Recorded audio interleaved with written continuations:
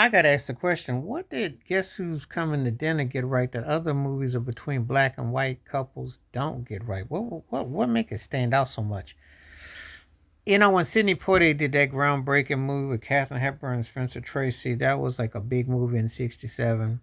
Um, because the movie he was checked out and with his background and the totality, all in a day's work. And you had to be a good one. You had to be a special one. And it just was so cliche and so many things.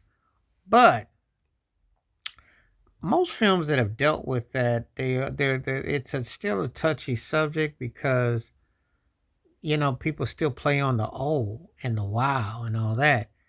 And there is still those elements. There is still that caught up and, people's like checking you out. It's just that the dynamics of it are very complex that films just don't really get into the compassion of what two will have to endure with it.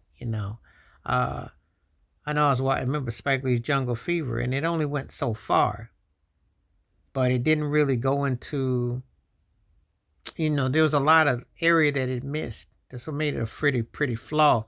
A lot of these movies don't really humanize both sides.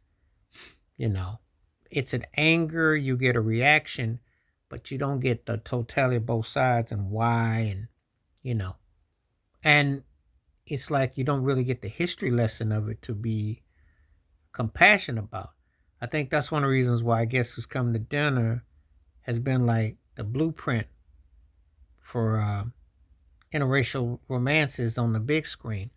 Uh, it served as a blueprint. It's still one of those movies that broke down it from a psychological and also from a perceptive perspective, and unions of the minds.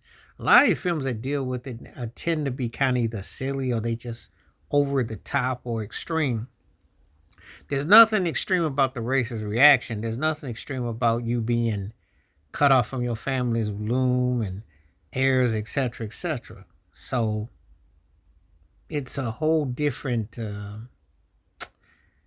trajectory. But it's one of those kind of situations that when you watch it, you do kind of wonder how come films haven't really tackled it in a way where it made it cohesive for both sides to be appreciated. That's the thing. It's more about how silly and shortcomings and you're black and you're white and it doesn't really go into the history, you know.